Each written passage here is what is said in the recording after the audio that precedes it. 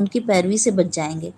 یہاں خاص طور پر جس مقدمے کی طرف اشارہ ہے وہ یہ تھا کہ خیبر کے معزز یہودی خاندانوں میں سے ایک عورت اور ایک مرد کے درمیان ناجائز تعلق پایا گیا۔ تورات کی روح سے ان کی سزا رجم تھی، یعنی دونوں کو سنسار کیا جائے۔ استثناء باب 22 آیت 23-24۔ لیکن یہودی اس سزا کو نافذ کرنا نہیں چاہتے تھے، اس لیے انہوں نے آپس میں مشورہ کیا کہ اس مقدمے میں محمد صلی اللہ علیہ وسلم کو پنچ بنایا جائے۔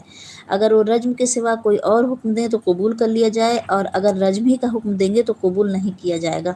چنانچہ مقدمہ آپ صلی اللہ علیہ وسلم کے سامنے لایا گیا۔ آپ صلی اللہ علیہ وسلم نے رجم کا حکم دیا، انہوں نے اس حکم کو ماننے سے انکار کر دیا۔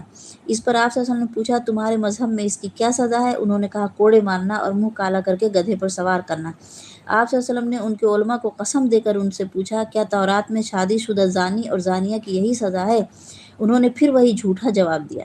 لیکن ان میں سے ایک شخص ابن سوریہ جو خود یہودیوں کے بیان کے مطابق اپنے وقت میں تورات کا سب سے بڑا عالم تھا، خاموش رہا۔ آپ صلی اللہ علیہ وسلم نے اس سے مخاطب ہو کر فرمایا کہ میں تجھے اس خدا کی قسم دے کر پوچھتا ہوں جس نے تم لوگوں کو فرعون سے بچایا اور طور پر تمہیں شریعت عطا کی، کیا واقعی تورات میں زنا کی یہی سزا لکھی ہے؟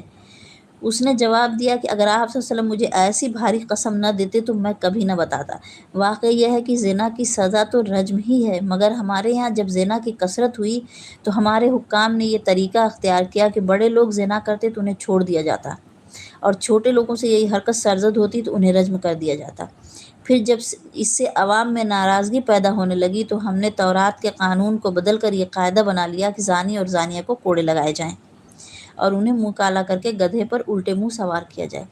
اس کے بعد یہودیوں کے لیے کچھ بولنے کی گنجائش نہ رہی اور نبی صلی اللہ علیہ وسلم کے حکم سے زانی اور زانیہ کو سنسار کر دیا گیا۔